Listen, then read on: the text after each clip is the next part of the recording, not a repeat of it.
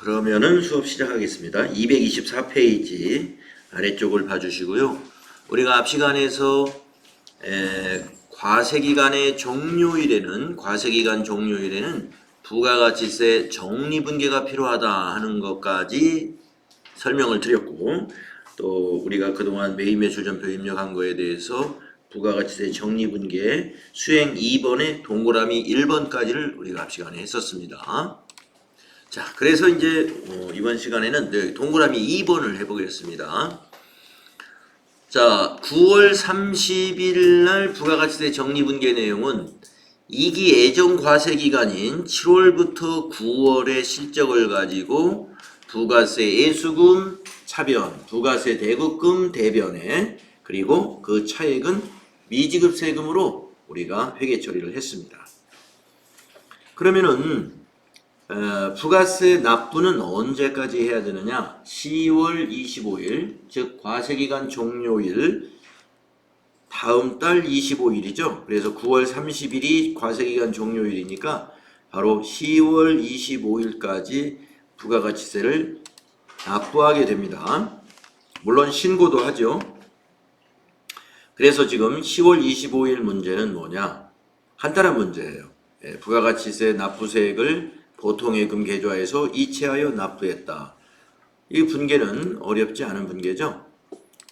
그래서 보통예금 대변 자산 감소시키시고요. 어제 용산 세무서에 미지급 세금으로 부채로 인식했던 것이 이제 10월 25일 날 차변에 와서 부채가 감소되는 것입니다.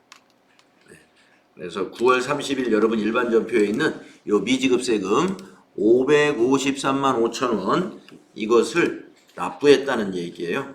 그러면 이제 요 553만 5천 원 복사해가지고 일반 전표에다가 납부에 대한 전표 처리는 일반 전표에 하면 됩니다. 그래서 날짜를 10월 25일로 입력하시고요. 대변에 103번 보통예금 되겠습니다. 은행은 신한은행이 되겠죠. 금액은 컨트롤 V 5,535,000이었고요. 자, 내려와서 차변에 3번 차변에 미지급 세금이죠. 미지 엔터 하셔가지고 미지급 세금 261번입니다. 261번. 미지급 금하고 다릅니다. 미지급 세금. 네, 미지급 세금은 미지급 세금으로 해야 돼요. 거래처는 용산세무서였죠. 용산세무서 4002번으로 어제 우리가 거래처도 등록했었습니다. 자, 엔터 지나가셔가지고 또 컨트롤 V에서 금액을 입력해 주시면 됩니다. 네, 부가가치세를 납부했다라는 문제가 나올 때도 있습니다. 정리하는 문제하고 납부하는 문제를 두 개를 다 내진 않아요. 정리하는 문제를 냈으면 납부하는 문제는 안 냅니다. 또 납부하는 문제를 냈으면 정리하는 문제는 또 안 내고 해서 둘 중에 하나가 꼭 나온다 이렇게 보시면 되겠습니다. 자, 그래서 이제 풀이를 한번 보도록 하지요. 네, 우리가 지난 시간에 부가가치세 신고서를 조회했었잖아요. 쭉 조회해가지고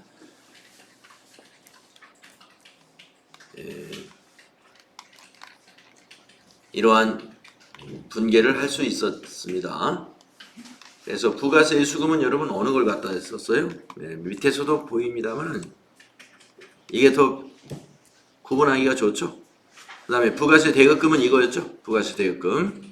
그리고 납부할 세액 미지급 세금은 이겁니다. 그래서 여기에서 지금 설명도 할 수 있습니다만은 위에 이렇게 세 개를 딱 윗칸에다가 구분을 해 놨기 때문에 위에 있는 걸 가지고 여러분을 하시면 더 편할 겁니다. 자, 그래서 부가세 신고서를 여러분이 조회해 가지고요. 바로 부가세 예수금이 어디에 있고 부가세 대급금이 어디에 있고 또 어떤 것이 미지급 세금인가 이걸 구분할 수 있어야 돼요. 왜냐?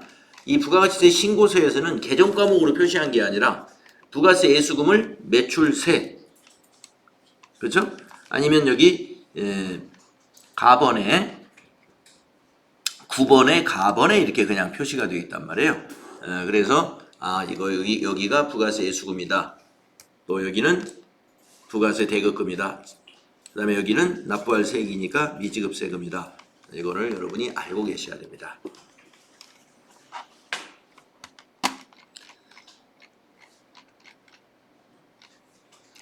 그리고 방금 10월 25일 날 납부한 전표 입력을 일반 전표에서 이렇게 입력했었습니다. 차변의 미지급세금, 용산세무서, 대변의 보통예금, 네, 신한은행. 우리가 적요는 쓰지 않았네요. 네, 부가가치세 납부 이렇게 써주면 더 좋겠습니다.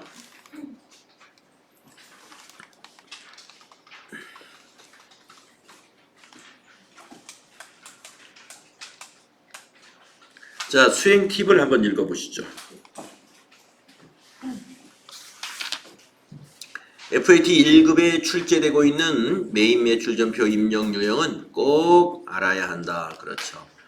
그래서 우리가 연습한 대로 11번, 51번 유형 연습했죠. 그리고 13번, 53번 우리 이런 유형 연습했죠. 그 다음에 17번, 57번 네, 이것도 연습했습니다. 그 다음에 54번 네, 그 풀이가 설명이 이렇게 나옵니다. 그래서 여러분이 메인 매출전표 입력할 때는 유형 선택이 매우 중요합니다. 유형 선택을 잘못하면 밑에 분계도 틀리는 경우가 많아요. 그래서 여기 5가지 유형에 대해서 5가지가 아니고 7가지군요. 7가지 유형에 대해서 우리가 지금까지 연습을 했습니다.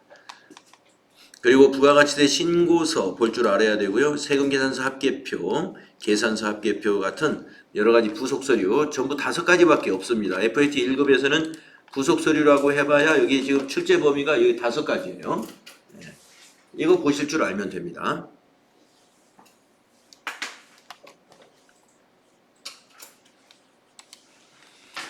자, 이렇게 해서 이제 우리가 메인 매출전표 입력, 부가가치세 신고와 관련된 기초적인 실습을 다 마쳤고요. FAT 1급의 출제 범위는 부가가치세 신고 관련 것은 여기까지입니다. 자, 그러면 평가 문제 한번 풀어보겠습니다. 평가 문제는 이걸로 이제 채점을 하는 거예요. 이것으로. 그래서 한번 다 풀어볼까요? 1번. 세금계산서 합계표를 조회해서 제2기 부가가치세 예정신고 시 전자로 발행된 매출 전자세금계산서 공급가액 합계는 얼마인가? 네, 한번 여러분 조회해 보겠습니다. 자, 세금계산서 합계표 들어가셔서 7월부터 9월로 입력하시고 전자로 발행된 매출 여기 있죠? 공급가액이 얼마냐? 네, 요게 답입니다. 전자 소개에 있는 공급가액. 그래서 이 110,000,000을 답안에 입력하시면 됩니다. 다음에 2번 계산서 합계표 조회하라. 자, 계산서 합계표는 그 세금계산서 합계표 바로 밑에 있죠. 자, 클릭하셔가지고 7월부터 9월 2기 예정이니까요. 전자로 발행된 매출 계산서의 매수는 몇 매냐? 네, 한 매. 여기 매수 한 매 나와 있죠? 매출이니까 위에서 봐야 됩니다. 다음에 3번. 메인 매출장을 조회해서 제2기 부가가치세 예정신고와 관련된 메인 매출장에 54번 불공매입의 불공사유별 공급가액 금액이 각각 얼마냐 이 문제죠. 자, 메인 매출장 한번 가보겠습니다. 자, 여기 장부 안에 있습니다. 메인 매출장 이 자리에 있어요. 여기 있죠. 네. 자, 메인 매출장 열으셔가지고 2기 예정이니까 역시 7월부터 9월로 기간을 입력해 주세요. 자, 구분해서 목록 단추를 눌러보시면 어떤 부분이 있는지 알 수 있는데요. 매출, 매입, 신고서 기준 이렇게 나눠져 있습니다. 자, 질문한 것이 불공 매입을 물어봤기 때문에 불공 매입을 물어봤으니까 매입을 선택하시고 그러면 과세 유형으로 넘어가죠. 네, 목록을 눌러보세요. 거기에 불공이 있습니다. 네, 매입의 불공을 우리가 찾는 거니까요. 자, 54번 불공. 네, 불공 사유는 그냥 전체를 봐야 되겠죠. 엔터에서 두 건의 전표가 있었습니다. 9월 23일과 9월 25일. 자, 첫 번째 건 액자죠. 기억나실 거예요. 여러분이 입력했기 때문에. 접대비입니다. 개정 과목이 접대비. 그래서 사유가 접대비 관련 매입세액이다. 그래서 2번에다가 공급가액을 물어봤으니까 35만 원을 입력해 주시면 되겠고, 그 다음에 그랜저가 이게 소형 승용차 관련 건이죠. 그래서 거기에 2,500만 원이 공급가액입니다. 비영업용 소형 승용차 구입 및 유지라는 부분에다가 2,500만 원 입력하시면 되겠습니다. 저기 불공 사용료서 하면 더 쉬울 것 같아요. 아, 여기에서요? 네. 아, 여기서 선택해도 되겠죠? 네, 여기서 비영업용 소형 승용차 하면은 3번 엔터 하면은 요 하나 나오고, 네, 그 다음에 접대비, 여기서 접대비 관련하고 엔터 치면은 접대비 하나 나오는데, 아까처럼 두 개를 다 하면 개념 과목 봐도 판단이 아마 될 거예요. 네, 이 방법으로 해도 괜찮겠네요. 자, 메인 매출장, 메인 매출 전표에 입력한 것을 유형별로 조회해 볼 수 있는 그러한 장부입니다. 다음 문제. 계정별 원장 조회로 해서 9월 말 부가가치세 대급금 계정의 잔액은 얼마냐? 0이죠, 0. 네. 이건 조회 안 해도 0원입니다. 왜 0원일까요? 우리가 앞 시간에서 부가가치세 대급금 전체 금액을 대변에 입력해 버렸잖아요. 그동안 메인 매출 전표 입력할 때 차변에 부가세 대급금 자산으로 계속 잡았다가 앞 시간에서 부가가치세 정리분기합시다 하면서 부가세 신고서에서 부가세 대급금 합계를 확인해 가지고 그걸 대변에 입력해서 모두 없앴어요. 그러니까 0원입니다. 한번 보실래요? 네, 계정별 원장 한번 가보겠습니다. 자, 이런 문제는 여러분이 이제 시험을 보기 위해서 이제 답을 맞추는 거니까 앞에서 정리분계했다 하는 것을 여러분이 인지하고 있기 때문에 이건 굳이 조회 안 해보고 답을 바로 여러분이 입력할 수 있습니다. 자, 한번 들어가 보세요. 9월 말이니까 앞에 날짜는 아무 날짜나 입력해도 되고요. 뒤에 날짜만 9월 30일이 되면 됩니다. 계정 과목은 부가세 대급금. 부가세 대급금 검색해 주시고 뒤에도 135번 하나만 보면 되니까 엔터 쳐보십시오. 자, 왼쪽에 계정 과목이 부가세 대급금 보이실 거고요. 9월 말 잔액이니까 여기에 차변이 있고 대변이 있고 잔액이 있지 않습니까?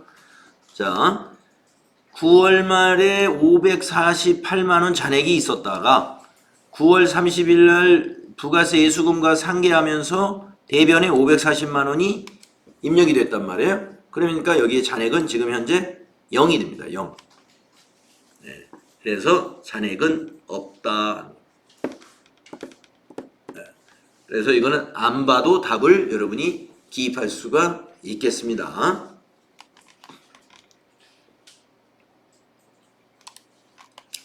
그 다음에 5번 문제 보시면은 재무상태표를 조회하라. 9월 말 용산세무서에 미지급 세금 잔액은 얼마냐? 네, 아까 9월 말로 정리분계했던 그거, 네, 그걸 그대로 입력하면 됩니다. 그러나 네, 그렇게 하셔도 되고 9월 30일 걸 조회해가지고, 근데 여기서는 재무상태표 조회하라고 그랬으니까 그 금액과 같은 거예요. 우리가 10월 25일 납부한 세금, 네, 그걸 말하는 겁니다. 그러니까 이 금액과 같은 거죠. 5535 000 한번 가보시겠습니다. 재무상태표 가셔가지고 9월달로 조회하시면 미지급세금 유동부채에 있겠죠? 미지급세금 네, 5,535,000 네, 5,535,000 네, 이걸 알 수가 있죠. 근데 조회는 해야 되겠네요. 네, 왜 그러냐면 미지급세금이라는 게 부가가치세 적립분계 때만 미지급세금이 나오는 게 아닙니다.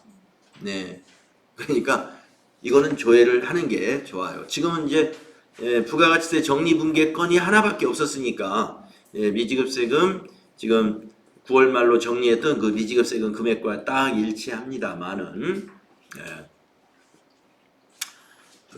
미지급세금의 경우는 세금을 정리할 때 미지급세금이 항상 나오거든요. 그래서 예를 들면 결산일에 12월 31일 날 법인세를 우리가 확정 지으면서 그것도 미지급세금으로 계상을 해 놓습니다. 계상을 해 놓는데 미지급세금으로 계상했다가 3월 달에 납부를 하면서 그 미지급세금이 다시 없어져요. 없어지기는. 그래서 뭐 9월 달까지 그 미지급세금이 남아있을 일은 없겠으나 그래도 보는 게 좋습니다. 또 어떤 미지급세금 잔액이 백데이터로 들어있었는지 그건 알 수가 없으니까. 그러니까 우리가 시험을 볼 때는요. 여러분이 입력한 데이터만 가지고 어떻게 평가가 되는 게 아니고 미리 입력된 데이터도 있어요. 미리 입력된 데이터. 그 부분을 가지고도 같이 합쳐서 평가를 하고 있기 때문에 조회하라는 것은 조회해보는 게 나을 것 같아요. 네, 이렇게 여러분들 점수 채점은 이와 같은 문제를 가지고 채점을 하는 겁니다. 근데 이런 문제를 가지고 채점을 하긴 하는데 앞에 뭐가 있어야 돼요? 우리가 앞에 메인 매출 전표를 제대로 입력을 해놔야 여기 있는 답을 우리가 정확한 답을 기입할 수가 있는 것이죠. 그러니까 앞에 전표를 제대로 못하면 점수를 획득할 수가 없겠습니다. 오답을 계속 적을 테니까. 자, 그래서 이제 부가가치세 부분은 공부를 여기까지 하고요. 다음은 제 5장으로 넘어가겠습니다.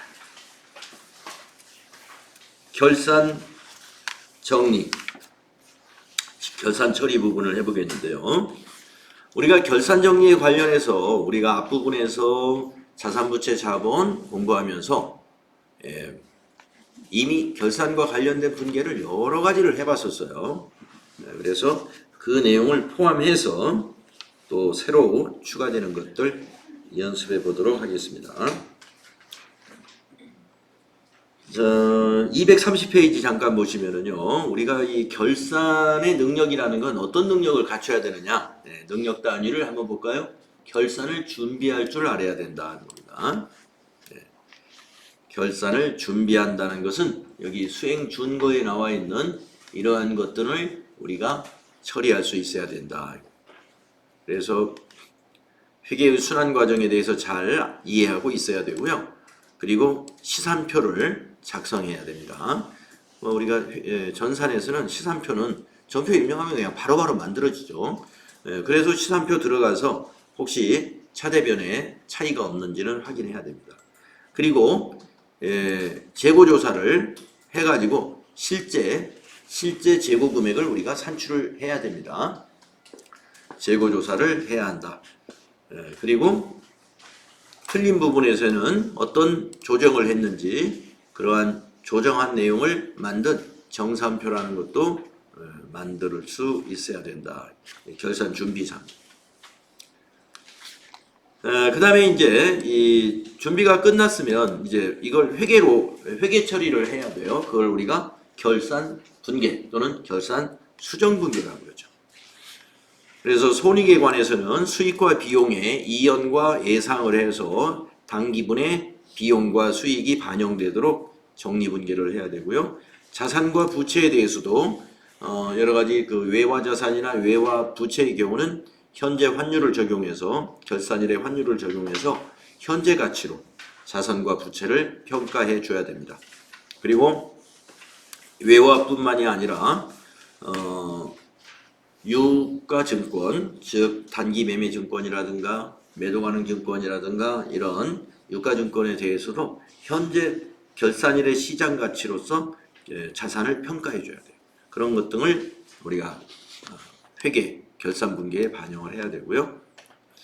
그리고 이제 손익계정을 집합계정으로 모두 대체시켜서 손익계정을 마감을 하고 그 다음에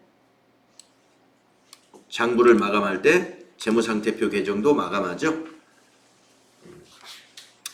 자, 이런 것을 우리가 결산이라고 하는 것입니다.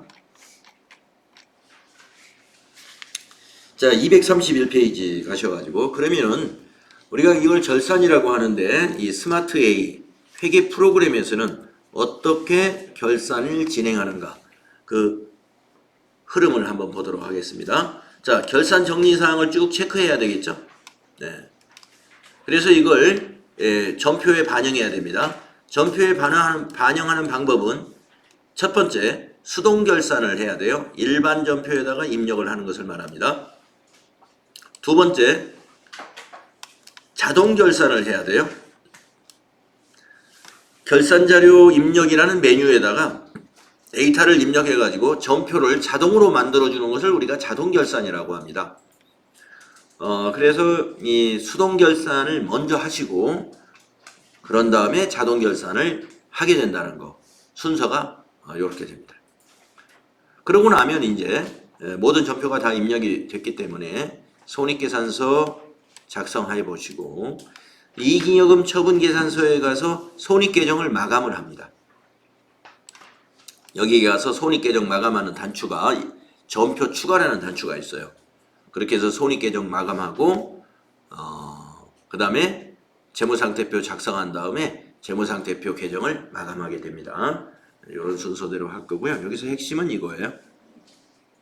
수동결산, 자동결산. 수동결산과 자동결산 요거를 이제 우리가 또 연습을 좀 해보겠습니다. 자, 그러면 이제 고정자산의 감가상각. 네, 고정자산에 대한 고정자산과 감가상각 이거는 자동결산 사항인데요. 준비를 해보겠습니다. 자, 수행과제 그 다음 페이지에 있어요.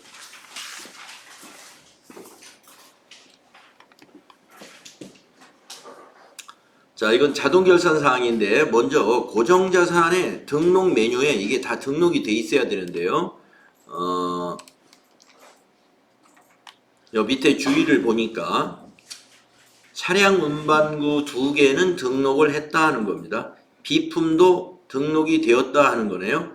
그러니까 이미 등록된 것은 차량 요 2대하고 우리가 앞에서 컴퓨터하고 요거는 등록을 했었다라고 되어 있네요. 그러면 나머지만 등록을 하면 된다 이런 얘기가 되겠습니다. 한번 등록되었는지 한번 가서 보시도록 하세요. 자, 고정자산 등록 메뉴에 가셔가지고 엔터를 3번 한번 쳐보시겠습니다. 자, 차량 운반구 2개 그리고 비품의 컴퓨터 등록되어 있죠. 네, 그렇습니다. 자, 그러면 요 네 번째 줄에다가 건물 같이 등록해 보겠습니다. 자, 계정에서 더블 클릭하셔가지고 건물 선택합니다. 코드 1001번 1001 자산은 본사 건물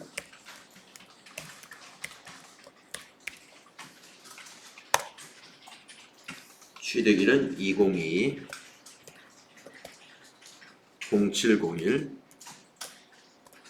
자, 취득일이 작년이에요. 네, 단기가 아니고 전기입니다. 전기의 기초가액은 1번에다 입력하는 겁니다. 단기에 취득한 것은 4번에 입력하는 거 여러분 아시죠?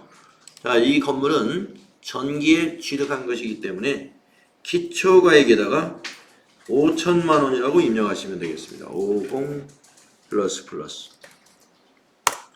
그러면 전기말에 감가상각도 했겠죠. 그래서 전기말 상각 누계액을 2번에다 입력해 주십니다. 1250 플러스. 그리고 엔터로 내려오면서요. 쭉 내려오면서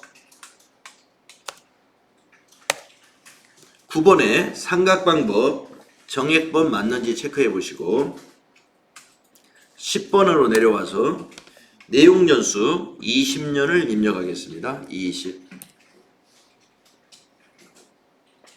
자, 사용부서 본사라는 것은 어디다 반영을 해주는 거냐면요. 여기 경비 구분을 본사니까 800번대로 해주면 되는 거예요. 만약에 이 건물이 공장에서 사용한다 또는 생산부에서 사용한다 그러면 경비 구분을 500번대 본사, 영업부 이런 데서 사용한다 그러면 800번대 판매관리비 그렇게 판단을 해야 됩니다. 자, 이렇게 여기까지 입력을 하시게 되면은 여기 20번에 회사 계상 상각비, 당기 상각비가 250만 원이다 라고 계산을 해줍니다. 네. 내용연수 20년이니까 여러분이 계산해 볼 수 있어요. 자, 5천만 원에 취득한 건물 잔존가치 없이 나누기 20으로 하면은요, 네, 250만 원 나오죠. 그래서 1년에 250만 원. 그러면 왜 전기에는 125만 원만 했느냐? 전기에는 이 건물을 7월 달에 취득했기 때문에 6개월치만 한 거예요. 6개월치만. 그래서 당기말 상각 누계액은 어떻게 될까요? 23번에 나와 있죠? 지난 전기말에 125만 원 상각한 것과 이번에 250만 원 상각한 것을 더하면 375만 원이죠. 이게 당기말 상각 누계액입니다. 그러면 당기말의 장부 금액은 어떻게 될까요? 24번에 나와 있죠? 취득금액 5천만 원에서 당기말 상각 누계액 375만 원을 빼줍니다. 이 금액에서 이 금액을 빼준 것이 여기 나와 있는 당기말 장부 금액이 되겠죠. 그래서 여러분 고정자산의 데이터를 이렇게 볼 줄 알아야 됩니다. 자, 기초가액은 뭐예요? 취득 원가. 그 다음에 상각 누계액이라는 것은 지금까지 상각한 감가상각비의 누계금액, 합계금액이죠. 그걸 빼주면 장부금액이에요. 네. 그리고 장부금액과 처분금액을 비교해가지고 처분이익이 얼마인가 또는 처분손실이 얼마인가 이런 것을 우리가 계산할 수 있어야 되겠습니다.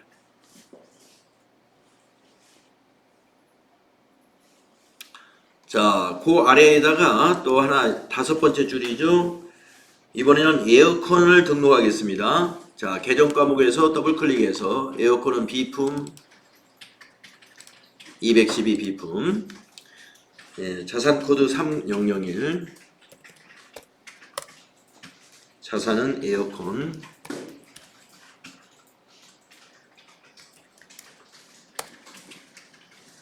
취득일 2021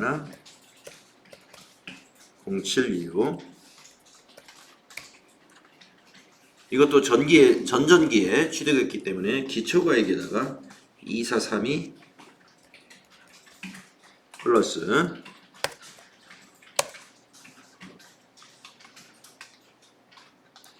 전기발 상각 누계액 160만 원.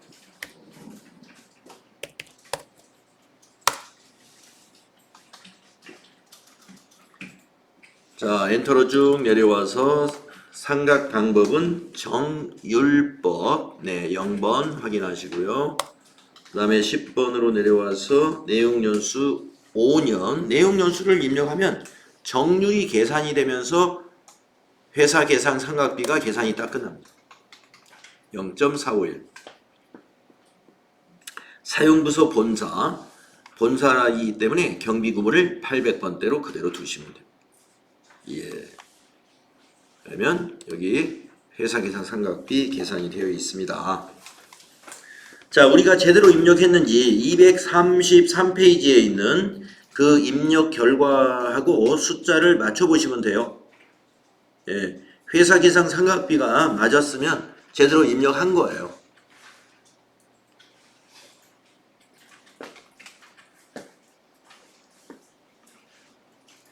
네. 자, 고정자산 등록을 해두는 것은요, 우리가 결산에 대비해 가지고 이 등록이 안 된 거를 챙겨서 등록했다, 이렇게 보시면 되겠습니다. 다음 수행 2번을 보시면 고정자산 관리대장을 이용해서 계정과목별 고정자산 관리대장 조회를 수행하시오. 네, 이건 그야말로 입력한 내용을 쭉 보는 그런 장부입니다. 대장. 네, 한번 보실까요? 전체 메뉴 가셔서 고정자산 등록 바로 밑에 있죠? 고정자산 관리대장 클릭하시고 엔터를 계속 치시면 돼요. 전체가 다 보이죠? 엔터를 계속 치면. 그래서 건물 1건 있고요. 차량이 2건 있고요. 비품이 2건 있죠? 그래서 계정 과목별로 구분해서 그 취득 일자 그리고 경비 구분, 기초가액, 전기말 상각 누계액, 전기말 장부 금액, 신규 취득 및 증가 부분 오른쪽으로 스크롤 쭉 해가면은 당기 상각비 범위액, 그 다음에 회사 계상 상각비, 또 오른쪽으로 가면 단기말 상각 누계액과 단기말 장부 금액까지 이렇게 볼 수가 있습니다.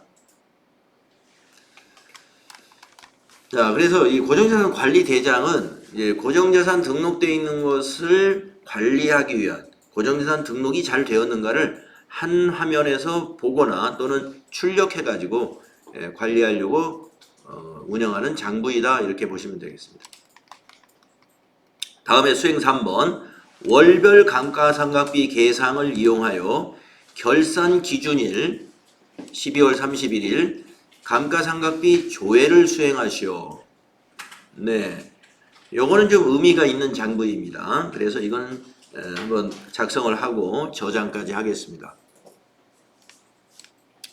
자, 회계 처리에서 결산에서 이게 왜 의미가 있느냐 하면은요, 자동 결산을 할 때 그 입력해야 되는 것을 자동으로 입력할 수가 있게끔 해주는 게 요 메뉴입니다.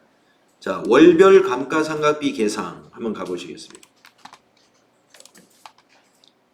고정자산 등록의 맨 마지막에 있는 메뉴입니다. 월별 감가상각비 계상 결산월을 12월로 해주시는 거예요. 그리고 경비 구분에서는 역시 전체. 그러면 이것도 아까 조금 전에 고정자산 관리 대장과 마찬가지로 그 자산별로 말이죠. 건물, 차량 운반구, 비품 순으로 보여집니다.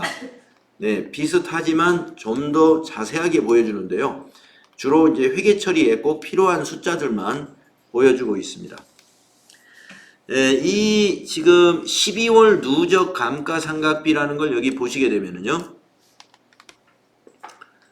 668만 8,965원이 당기의 감가상각비의 전체 금액입니다. 그래서 건물에서 250만원, 차량 운반구에서 363만 3,333원, 그리고 비품에서 55만 5,632원, 요 세 개를 다 더한 게 668만 965원이 지금 밑에 800번대 경비 합계라는 부분에 나옵니다. 이 경비의 계정과목은 뭐가 되느냐면 나중에 결산할 때 이게 감가상각비가 돼요. 나중에 감가상각비로 분계가 만들어질 거고, 저 위에 세 개는 건물에 대한 250만원은 감가상각 누계 건물의 차감 계정으로, 그 다음에 여기 363만 3,333원 이거는 차량 운반구에 대한 차감 계정으로서 감가상각 누계, 그 다음에 여기 55만 5,632원 요 세 번째 이거는 비품에 대한 차감 계정으로서 감가상각 누계. 네. 그러니까 요 세 개는 다 감가상각 누계액이에요.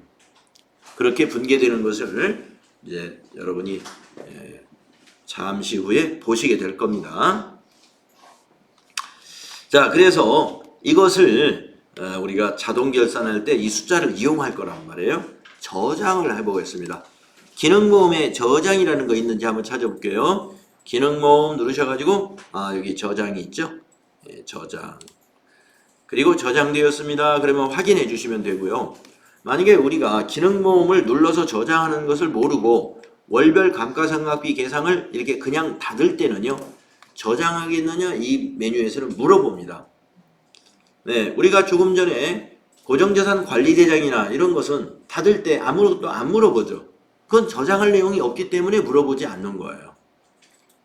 그러나 월별 감가상각비 계상은요, 저장을 했다가 어디에 써먹을 때가 있는 거예요. 그래서 저장을 해야 됩니다. 그냥 닫을 때 저장하겠습니까? 물어보면 그때 예 하셔도 되고, 지금처럼 기능모음 가가지고 저장하고서 닫아도 되고 그렇습니다. 자, 지금까지 우리는 고정자산을 자동결산에서 결산에 반영하기 위해서 준비 작업을 다 끝냈다, 이렇게 보시면 되겠습니다. 네, 준비 작업을 끝냈습니다.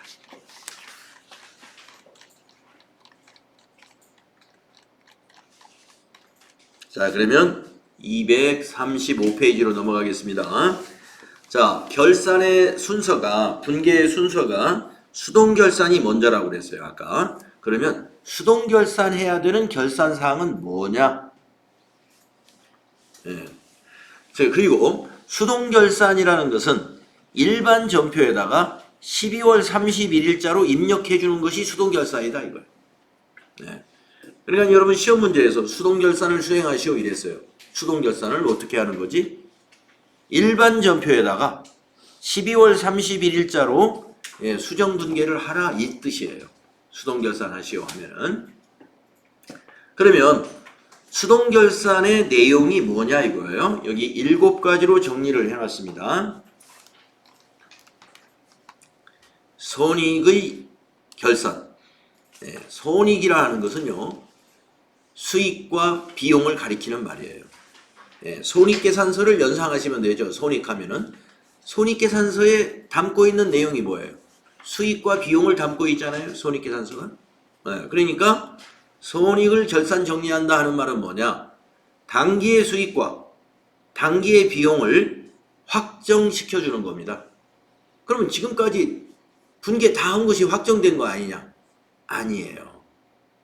지금까지 분계한 것 중에는요, 현금주의에 따라서 분계한 것들이 많이 있습니다. 기중에 회계 처리한 것이. 현금주의에 따라서 회계 처리한 게 많아요. 예를 들자면 10월 1일 날 자동차를 새로 사가지고 자동차 보험에 만약에 가입을 했다. 그러면 그때 보험료 1년치 120만 원을 우리는 이렇게 분계했을 수가 있어요. 10월 1일 차변에 보험료 120만 원, 대변에 보통예금 120만 원. 네, 보통예금에서 보험료 120만 원이 빠져나갔으니까, 그러면은 10월 1일 날은 보통예금에서 인출된 것을 전부 비용 처리했단 말이에요. 그런데 우리가 결산할 때는요, 아까 결산 정리사항을 정리해야 된다고 그랬죠. 그래서 결산 정리사항, 자, 수익과 비용을 어떻게 정리하느냐? 우리 회사에 보험, 자산에 대해서 보험 들은 거, 차량이든지 건물이든지 재고자산에 관한 것인지 이런 보험에 가입한 것을 전부 리스트업해서 그 보험의 가입 날짜 그리고 보험 기간 이런 것을 증권을 통해서 확인하든지 아니면 미리 정리해 놓은 어떤 정산표가 있으면 그걸 가지고 따져봐야 돼요. 어떻게 따지느냐? 자, 보험료 하나를 따져보면 아까 말씀드린 대로 10월 1일부터 내년 9월 30일까지 보험료가 120만 원이었다 이거예요. 그러면 단기 보험료는 여기서는 3개월치밖에 안 돼요. 그러니까 9개월치인 90만 원은 어떻게 해야 되느냐? 이연시켜야 돼요. 이 90만 원은 내년도 차기의 보험료이기 때문에 단기의 보험료에서는 취소시켜주고 다음 연도로 가지고 가야 됩니다. 그러기 위해서 우리가 비용의 이연이라는 분계를 하는데, 여러분이 비용의 이연 분계와 관련된 개정 과목을 당좌자산을 공부할 때 배웠어요. 선급 비용 90만 원은 차기 거를 미리 지급한 셈이 돼서 이것은 결산 때 선급 비용으로 자산 잡아가지고 차변에 자산 잡고 대변에다가 보험료 90만 원을 기록하는데, 이 보험료 대변에 보험료를 기록하는 의미는 뭐냐? 비용을 취소시킬 때 비용 계정을 대변에 기입하자. 그렇게 함으로써 일반 전표에다 이렇게 입력해주면 어떻게 돼요? 손익계산서로 10월 1일 날 갔던 보험료 중에서 90만 원이 빠지게 되겠죠. 이런 식으로 수익이나 비용 전체 다 조정을 해주는 겁니다. 발생주의 기준으로 결산을 정리한다. 예. 그래서 이런 내용이 굉장히 많이 있을 수 있습니다. 이런 것들을 찾아서 정리하는 것. 이거 수동분계 사항이에요. 두 번째, 소모품도 정리해야 됩니다.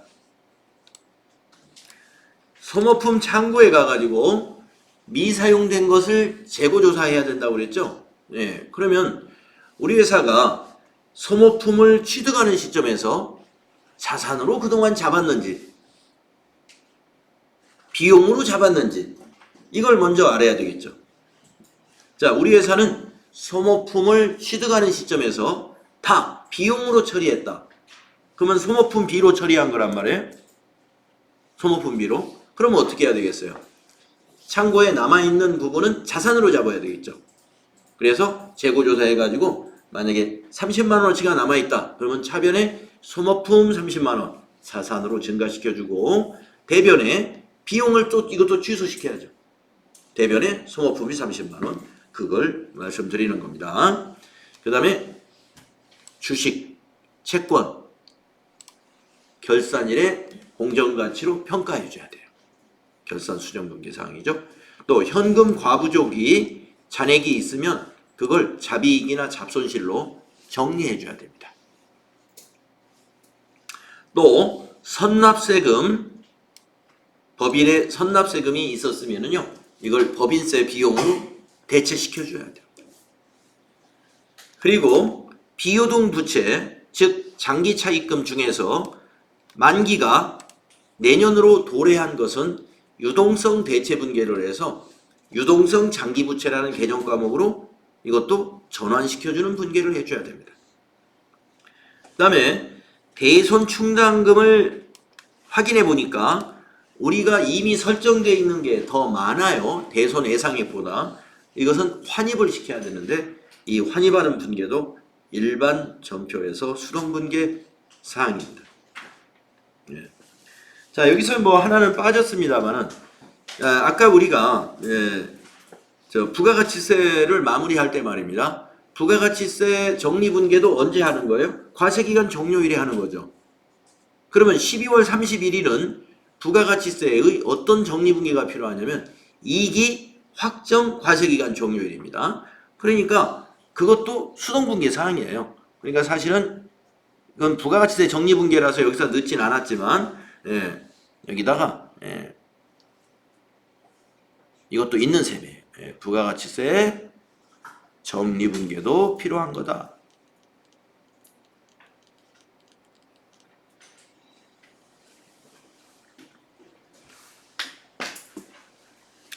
네, 이것을 우리가 수동결산에서 하는 작업이다 하는 겁니다.